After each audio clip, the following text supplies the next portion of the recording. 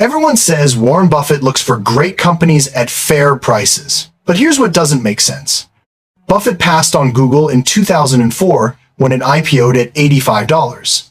Today, it's worth over $3,000 per share adjusted for splits. He also avoided Amazon for decades. Jeff Bezos himself asked Buffett why he didn't invest, and Buffett said the business model was too hard to understand. But then, Buffett bought Burlington Northern Santa Fe Railway, a 150-year-old train company, for $44 billion. He invested in Coca-Cola, a soda company. He owns chunks of boring businesses like furniture stores and insurance companies. Why does the world's greatest investor avoid revolutionary tech companies and instead buy railroads and candy companies? And more importantly, what does this tell us about how he actually picks winning businesses? In this video, I'm going to break down 3 specific filters Buffett uses that eliminate 99% of investment opportunities. You'll see why his strategy isn't about finding the next Amazon, it's about something completely different that most investors get backwards. This is Mind and Money, bringing you data-driven investing strategies that actually work in the real world. Let me tell you about the dumbest investment I ever made. It was 2017, and I put $4,200 into a penny stock that promised to revolutionize solar energy. The CEO talked about disruption, innovation, changing the world. I was 23 years old, and I just read about Amazon's growth. I thought, I need to find the next Amazon before everyone else does. This solar company was trading at $2.14 per share, and I convinced myself I'd discovered what Wall Street was missing. 6 months later, the stock was at 38 cents. I lost $3,756. I was sitting in my car outside my apartment, just staring at my Robinhood app, feeling like the biggest idiot on the planet. But here's the thing. I learned more from that one failure than from every investing book I'd read. What I discovered is exactly what Buffett figured out decades ago. The companies that make you rich aren't the ones with the best story. They're the ones with the most boring, predictable, unglamorous business models. That solar company went bankrupt in 2019. Meanwhile, Buffett's boring Coca-Cola investment has compounded at 11.2% annually since 1988. Not sexy, not revolutionary, just consistent compounding over 36 years. This is what behavioral finance research calls narrative bias. We're attracted to exciting stories instead of boring data. A study from the University of Chicago found that high narrative stocks, companies with compelling stories, underperform low narrative stocks by 2.1% annually. So let's look at what Buffett actually does when he evaluates a business. And I'm going to show you with real numbers from real companies he's invested in. Let's start with Buffett's first filter, the economic moat. Here's Buffett explaining it himself from the 1995 Berkshire Hathaway annual meeting. What we're trying to find is a business that, for one reason or another, can earn far higher returns on capital than other businesses. And we want to make sure that that competitive advantage is durable, that it has a moat around it. Okay, but what does that actually mean in numbers? Let me show you with See's Candies, one of Buffett's favorite examples. Berkshire bought See's in 1972 for $25 million. At the time, See's was earning about $4.2 million in pre-tax profit on $8 million of tangible assets. Do the math with me. $4.2 million divided by $8 million equals a 52.5% return on capital. Compare that to the average S&P 500 company, which returns about 10-12% on capital. See's was earning 5x what a typical business earns on every dollar invested. But here's where it gets interesting. Most businesses that earn 52% returns attract competition. Other candy companies should have entered the market, driven prices down, and destroyed See's profitability. That's what economics textbooks say happens. Except it didn't happen. Today, 52 years later, See's still commands premium pricing. Why? The moat. See's has brand loyalty so strong that people will only buy See's chocolates for specific occasions. My grandmother refuses to bring any other brand to Christmas dinner. That's a moat, an irrational customer preference that competitors can't overcome with better products or lower prices. Now, let's look at this through a different lens. Take a company like airline carriers. Let's use American Airlines. From 2010 to 2019, American Airlines generated $31.8 billion in revenue, but only $1.2 billion in profit. That's a 3.8% profit margin. They invested billions in planes, gates, and infrastructure just to earn returns barely above their cost of capital. Buffett himself said, "The worst sort of business is one that grows rapidly, requires significant capital to engender the growth, and then earns little or no money." That's airlines. That's most tech startups. That's retail stores competing with Amazon. Here's the uncomfortable truth that nobody wants to hear. Most businesses are terrible investments. They require constant capital investment just to stay competitive, and they earn mediocre returns because any competitor can copy what they do.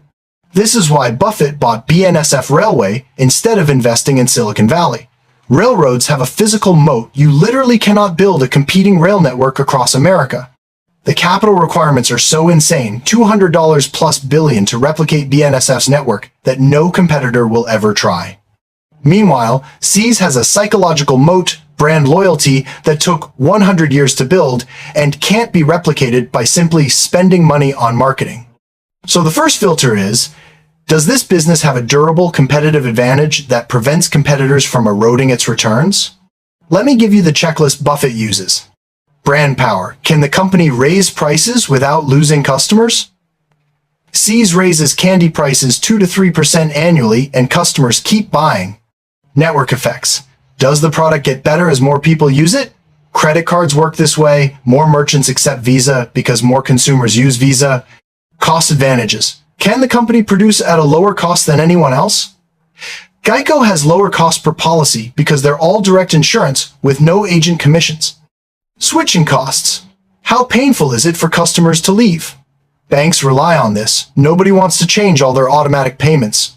Regulatory protection. Does the government limit competition? Utilities operate monopolies in their territories. But here's where most people screw this up. They confuse a good business with a good investment. Research from NYU Stern shows that high ROIC companies often deliver mediocre stock returns because investors overpay for quality. You also need to buy at the right price, which brings us to the second filter.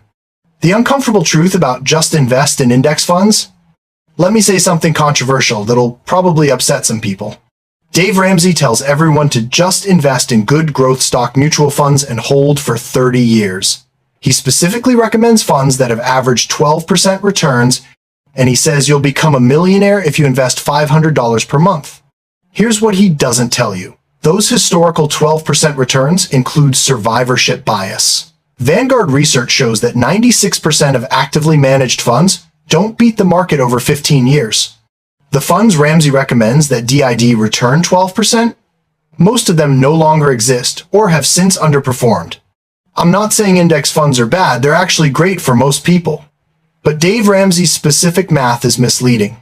If you invested $500 per month at 12% for 30 years, you'd have $1.76 million.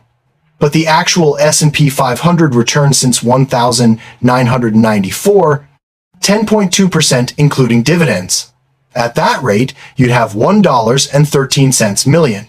Still good, but it's $630,000 less than the Dave Ramsey promise. Here's my point. Buffett beats the index not by buying good growth funds, but by being ruthlessly selective. From 1965 to 2023, Berkshire Hathaway returned 19.8% annually versus the S&P 500's 10.2%. That gap, 9.6% per year, is what separating great businesses from average ones does over time. But you can't just buy any great business. You need the second filter. Understanding is greater than intelligence. Let's go to Buffett again from the 2001 annual meeting. I don't look to jump over 7-foot bars. I look around for 1-foot bars that I can step over. I'm looking for businesses that I can understand, where I can see their economic characteristics 5 or 10 years from now. Notice what he said. Businesses I can understand, not businesses with the highest growth, not businesses that are disruptive, businesses I can predict. Here's a real example. In 1988, Buffett bought $1 billion worth of Coca-Cola stock. Let me show you his exact logic which he explained in his 1988 letter. Coca-Cola was selling 35 billion servings of drinks per year. The global population was 5 billion people. That's 7 servings per person per year. Buffett's thesis: as countries get wealthier, people drink more Coca-Cola. It's that simple. He looked at consumption patterns in developed countries. Americans drank 300 plus servings per year. He figured developing countries would trend toward 50 to 100 servings as they got richer. Even if Coke only captured a fraction of that growth, the math worked. Here's the critical part. Buffett could predict this with confidence because Coca-Cola's product doesn't change. It's the exact same formula since 1886. There's no technological obsolescence risk. No one's going to invent better sugar water. Now compare that to tech companies. In 2004, Google was primarily a search engine. Today, it makes money from YouTube, Android, cloud services, AI. If you invested in Google in 2004, you had no idea what the business model would be in 2024. Buffett explicitly says he avoids this. I make no attempt to forecast the market. I'm just trying to find businesses whose future can be predicted with a reasonable degree of accuracy. Here's the harsh reality from behavioral finance research. Humans are terrible at predicting which new technologies will succeed. A Stanford study analyzed 2,738 VC investments and found that only 15% of portfolio companies achieved their projected returns. But you know what's easy to predict? Whether people will still drink Coke in 10 years. Whether freight needs to be transported across America. Whether people will need insurance. Let me give you the actual framework. Buffett divides the business world into 2 circles. Circle of competence, businesses you understand. Circle of uncertainty, businesses you don't understand. Most investors spend their time trying to expand their circle of competence into crypto, AI, biotech, whatever's trending. Buffett does the opposite. He stays firmly inside his circle and only invests in businesses where the competitive dynamics are obvious. Here's a case study to make this concrete. In 2016, both Apple and Tesla were trading at similar price-to-earnings ratios, about 12x earnings.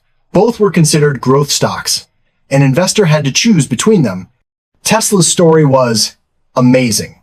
Electric vehicles, solar power, disrupting the auto industry. Elon Musk is a genius, right? The narrative was incredible. Apple sold iPhones. Boring. Mature market. Everyone already has a smartphone. Buffett bought Apple. He started in 2016 with $1.1 billion and kept buying. Today, Apple is Berkshire's largest holding, worth over $150 billion. Why Apple and not Tesla? Because Buffett could predict Apple's earnings. He said, "People are sticky with iPhones. They're part of people's lives. The ecosystem is strong. Switching costs are high." In 2016, Apple had 700 million active devices. Average revenue per user was about $280 per year. That's $196 billion in predictable annual revenue just from their existing user base. Buffett couldn't predict whether Tesla would sell 500,000 or 5 million cars, what margins they'd achieve, whether competitors would eat their lunch. Too many unknowns. Here's where people get this wrong. They think Buffett is old-fashioned or doesn't understand tech. That's not it. He understands risk assessment.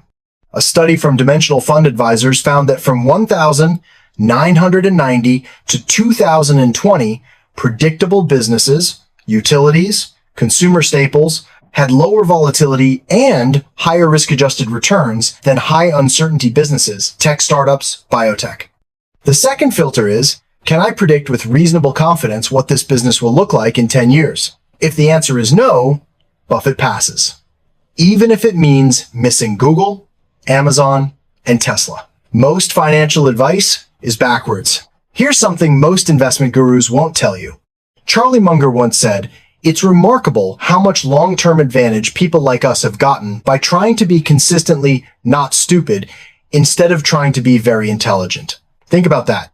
Buffett and Munger didn't get rich by being the smartest guys in the room. They got rich by not doing dumb shit. But every finance YouTuber, every TikTok investor, every podcast host is telling you to find the next Amazon or 10x opportunities or high growth stocks. That's backwards. The richest person I personally know, guys, worth about $47 million, drives a 2006 Honda Accord and lives in a house worth $320,000. You know what he owns? A regional insurance company. Not sexy. Not even publicly traded. Just a boring business that prints 18% returns year after year. Meanwhile, I see people on Reddit talking about finding the next GameStop or meme stock. That's not investing, that's gambling with a sophisticated vocabulary.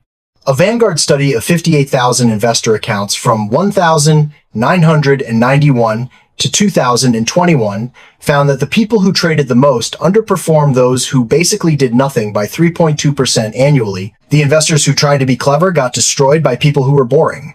Buffett's strategy isn't about being smart. It's about being patient and picky, which brings us to the third filter, margin of safety. Here's Buffett's teacher, Benjamin Graham. The margin of safety is the difference between the percentage rate of return from the bond and the percentage rate of return from the stock. In simpler terms, how much am I paying versus what I'm getting? Let me show you how Buffett actually does this math. When Buffett evaluates a business, he's asking, what's the intrinsic value of all future cash flows this business will generate? Let's use a real example. In 2016, Buffett bought significant shares of the 4 major U.S. airlines. This shocked everyone because Buffett historically hated airlines. He'd called them death traps for investors. But here's what changed. After industry consolidation, the 4 major carriers controlled 80% of domestic capacity. They'd finally achieved pricing power. At the time, American Airlines was trading at about 8.5x earnings. The company was generating $4.9 billion in annual free cash flow. Buffett's calculation went something like this. If American Airlines can generate $4.9 billion per year for the next 10 years, that's $49 billion in cash flow. Discount that back at 8%, his required return. And the present value is approximately $32.8 billion. Americans' market cap at the time, $27 billion. That's a margin of safety buying at $27 billion, something worth $32.8 billion. About 18% upside if his assumptions were correct. But here's the critical part. Buffett also had to assess, can American Airlines maintain these cash flows? This is where strategy 0 and strategy 2 predictability come together. Did airlines have a moat after consolidation? Somewhat high barriers to entry. Control of gates and routes. Were cash flows predictable? Reasonably, travel demand is fairly stable once you account for economic cycles. The price was right, and the business passed barely the first 2 filters. So Buffett bought. Now here's what happened. COVID-19 hit in 2020. Airlines got destroyed. Buffett admitted he was wrong and sold all airline positions at a loss. Did the filters fail? No. A once-in-a-century pandemic fundamentally changed the business. But more importantly, and this is what people miss, Buffett's margin of safety was only 18%. For a business with weak moats, strategy 1, and moderate predictability, strategy 2, an 18% margin of safety wasn't enough. Buffett himself said he made a mistake in his assessment. Compare that to his Coca-Cola purchase. When he bought Coke in 1988, he got about a 40% margin of safety. Strong moat, high predictability, large margin of safety. That investment has compounded at 11.2% annually for 36 years. Here's the framework. Strong moat plus high predictability equals accept smaller margin of safety. 15-20% weak moat or low predictability equals require massive margin of safety. 40-50% plus weak moat. And low predictability equals don't invest at any price. Let me show you this with current numbers. As of today, Apple trades at about 29x earnings. That's expensive by historical standards. But Apple has strong moat ecosystem lock-in, brand power, high predictability ePhone replacement cycles, services revenue, returns on capital exceeding 100%. At 29x earnings with 100% returns on capital, Buffett is still buying. Why? Because a business earning 100% on every dollar of capital can justify a higher price than a business earning 10%. The math works like this. If Apple maintains a 100% ROC and reinvests even a small portion of earnings, it compounds intrinsic value at roughly 15-20% annually. At a 29x PE, you're paying for about 3.4% earnings yield, 1/29. If Apple grows earnings at 15% per year, your 3.4% earnings yield today becomes 6.5% in 5 years, 12.5% in 10 years, the gap between what you paid and what you get widens over time. That's the margin of safety with quality businesses. You're buying compounding machines at reasonable prices, and time makes the investment better. Contrast that with airlines earning 8% returns on capital. They can't reinvest effectively, so their earnings don't compound much. An 18% margin of safety erodes quickly if anything goes wrong. Here's the humbling part. Even Buffett gets it wrong sometimes. He's admitted major mistakes. Airlines, IBM, Kraft Heinz, selling stocks too early, not buying Amazon when he should have. In the 2020 annual meeting, Buffett said, "I've made lots of mistakes. And I'll make lots of mistakes in the future too." But here's what separates Buffett from average investors. His mistakes are usually of two types. Errors of omission, missing great investments. Google, Amazon. Small errors of commission. Making bad investments at small position sizes. The airline positions, about 3% of Berkshire's portfolio. When it went wrong, it didn't kill him. When I bought that solar penny stock, it was 15% of my net worth. That's the difference between intelligent investing and reckless gambling. The framework protects you from catastrophic errors while letting you capture most of the upside from quality businesses. So which strategy matters most? The answer is all three work together. A business needs a durable moat that protects returns on capital. Predictable earnings you can forecast with confidence. A price that builds in a margin of safety. The wealthy don't just pick one approach. They layer defenses. But here's what this is really about. It's not finding the next Amazon or the next Tesla. It's about becoming the type of person who can wait patiently for the right pitch. Buffett uses a baseball analogy. In investing, there's no called strikes. You can watch pitches all day until you get one right in your sweet spot. Most investors swing at everything because they're bored or because FOMO drives them crazy. They see Tesla going up and think, "I'm missing out." They buy crypto because everyone's talking about it. Buffett has sat on $150 plus billion in cash for the last 2 years because he hasn't found businesses that meet all three filters at reasonable prices. He's literally doing nothing while the market runs, and he's fine with it. That's the identity shift required here. Stop trying to be the smartest investor. Start trying to be the most patient one.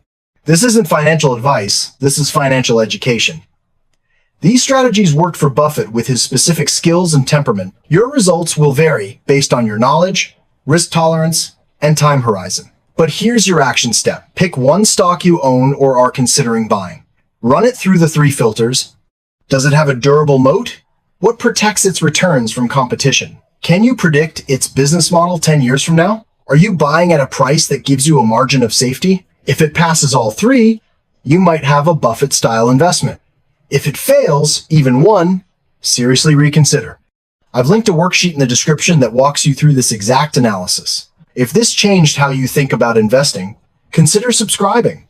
We break down complex financial strategies using real data and real examples every week. See you in the next one.